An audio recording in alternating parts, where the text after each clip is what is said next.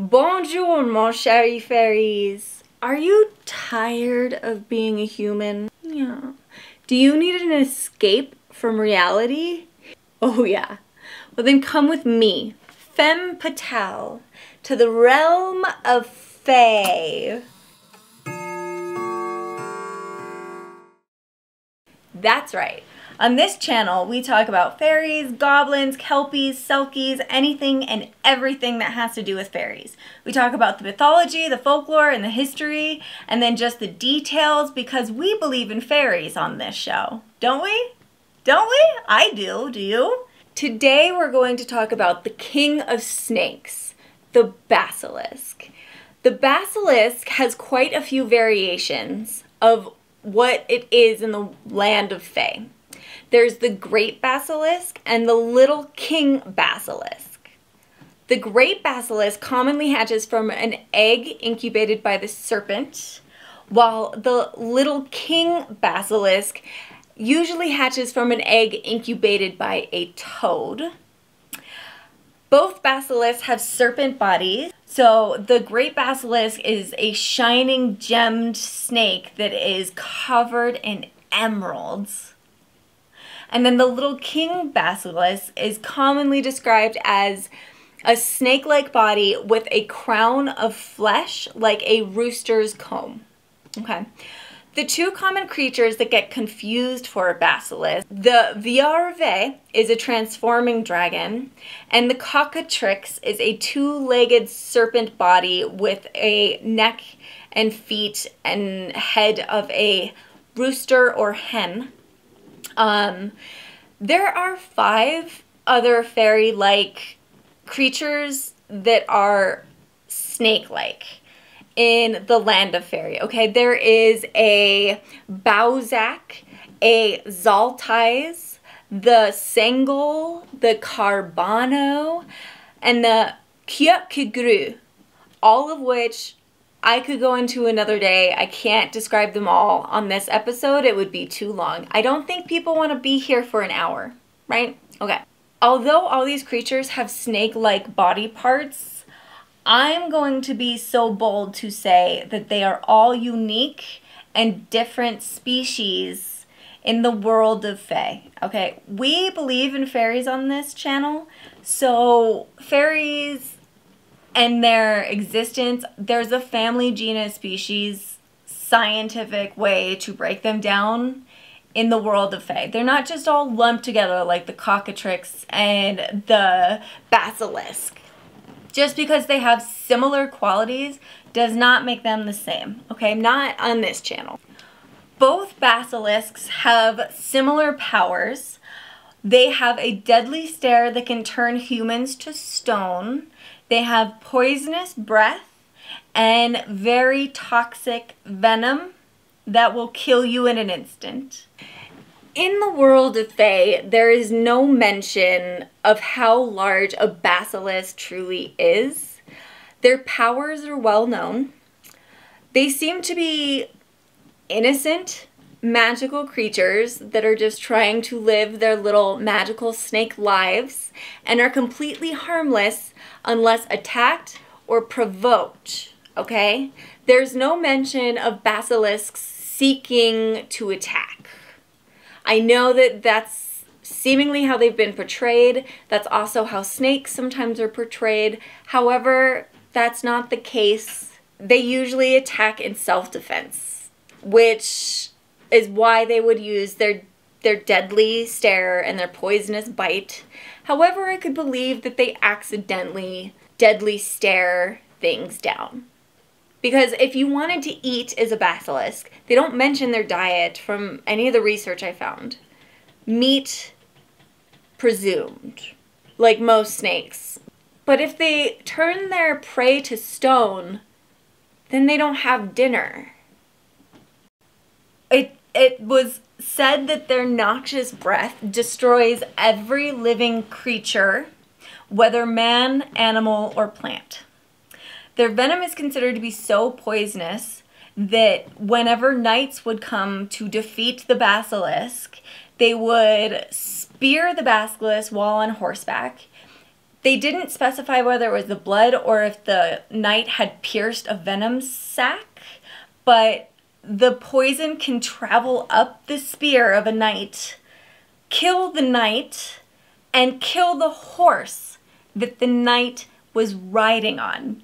So highly toxic, highly deadly, highly poisonous. Avoid the basilisk at all costs.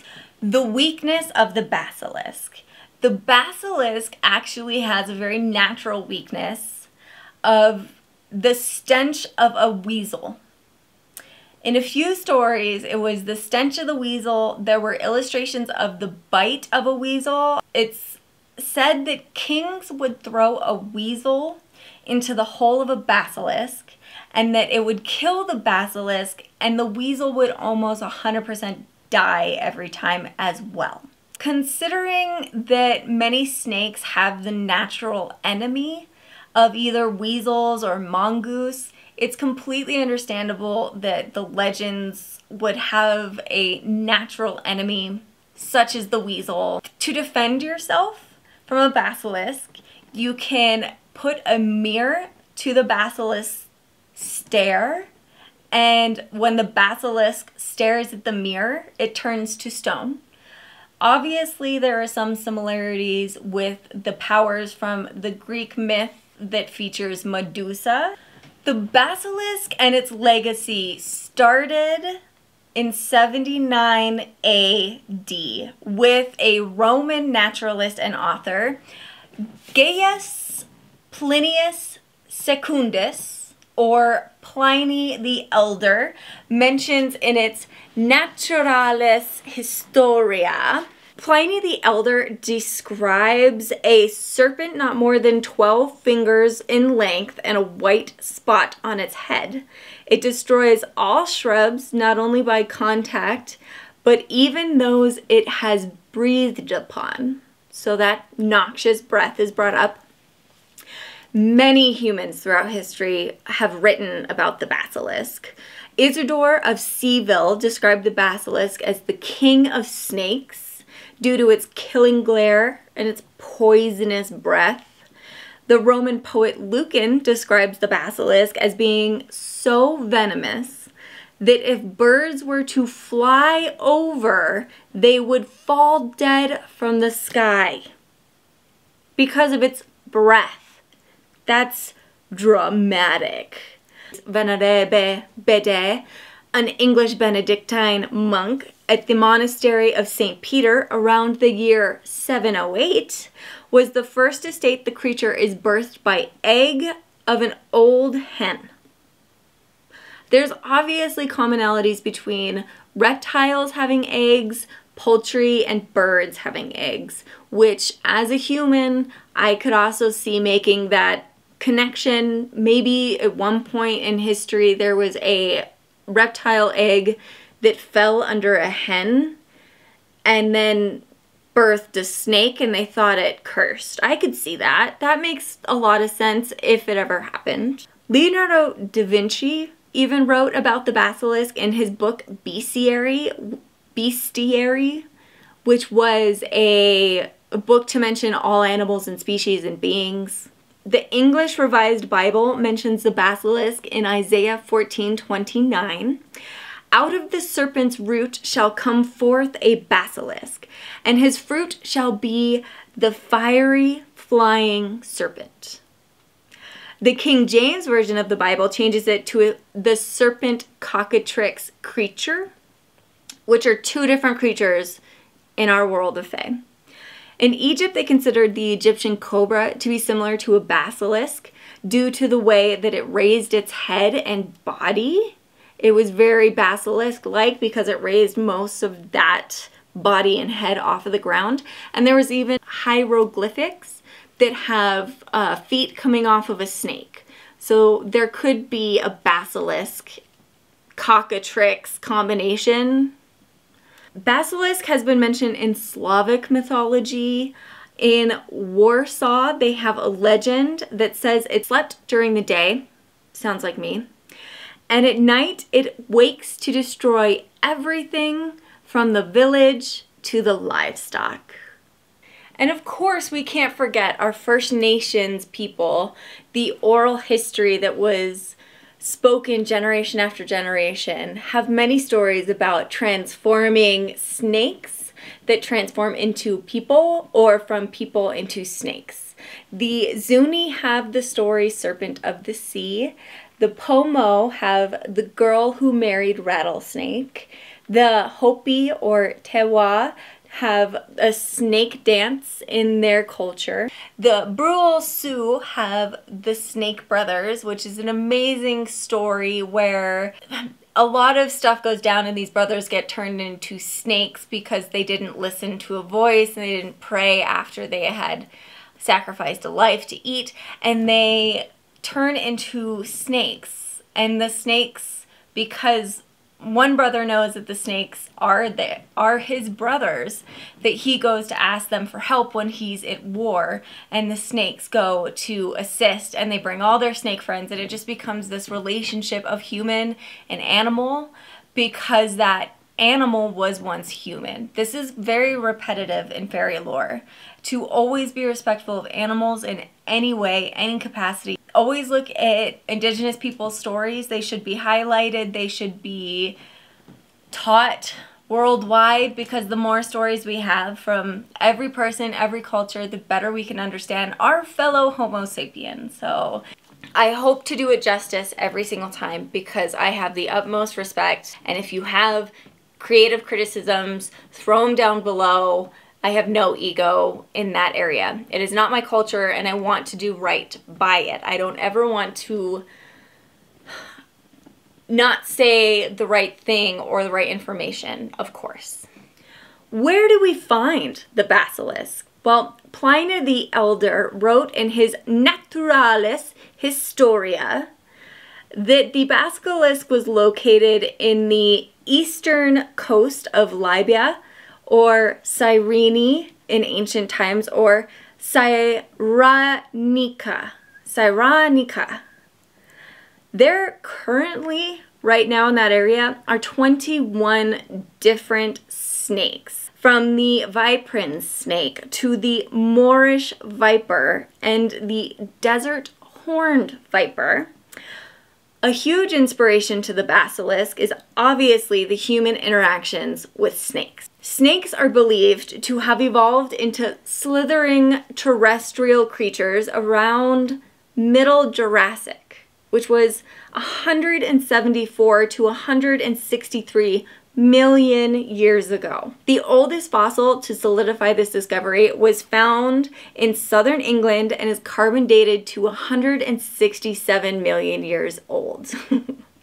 The Epophis or Ephosis underwoodi is a small serpent, roughly 25 centimeters. That's tiny. Snakes have existed with humans since we evolved, or since whatever religion believes that we began to exist. Like, snakes were there way before us.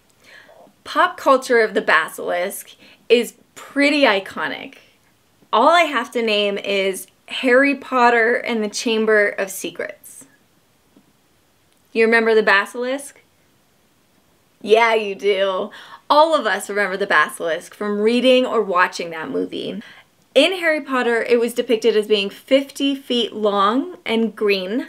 According to the Harry Potter wiki fandom, the wizard Herpo the Fowl is the first wizard to hatch a basilisk egg by placing a chicken egg under a toad to be hatched, which we now know is another kind of explanation of the little king basilisk being hatched by a toad. So most likely we're dealing with the little king species of the basilisk, at least in Harry Potter. The only antidote for basilisk venom is the tears of a phoenix. The name of the basilisk has graced a few living creatures that currently exist in our world right now. You could go see a basilisk. All you have to do is book a ticket to North America or South America. The genus Basilisks of the family Iguanidae, which includes 4 different species. The body's usually small and slender and has a whip-like tail and a flat lobe atop its head. This usually resembles a rooster's comb. They're usually found near streams, and some can run on water, and they have the nickname the Jesus Christ lizard. Their likeness have been featured in books and movies, video games. The basilisk continues to strike fear, although when I see the basilisk in Harry Potter, I wasn't initially afraid because I felt bad for the snake living in the sewer of a school. That doesn't seem like fun. Even small venomous snakes can kill full-grown humans, okay? Which is why our Homo sapien fear of them is solidified in stories throughout our existence. Because it makes sense. A lot of us are afraid of things that will kill us, like poisonous snakes. The basilisk is a fairy that could be avoided at all costs if you have the choice. If you can avoid crossing a path with an emerald adorned snake, do so. Do not pick up the emerald adorned snake in the realm of Fae. And carry a small mirror if by chance you have one. If you encounter a basilisk, you will need that to defend yourself from the deadly stare. However, the poisonous breath is probably going to knock you out ahead of time anyways. This seems like good advice for all snakes, that you should just kind of avoid most snakes. Let's be courteous of all reptiles. Yeah, lizards, all of it. And now, our social media corner. We are going to look at TikTok and say thank you, you sweet, beautiful fairy, to Jasmine Ray May at JazmynRaymay. Your clothes, your makeup, your videos, everything that you make is a magical experience. Thank you for joining me, Femme Petal. I cannot believe there's almost 300 views. I appreciate you all. Please subscribe and comment, interact. Find me on the internet, Femme Petal on TikTok, fempetal.com if you want to check out any of my art. I am so grateful that any of you watch. So, au revoir, mon chéris. And don't forget that to have a good day, don't anger the Fae. And carry a mirror. Bye, bye, bye. Bye, everyone.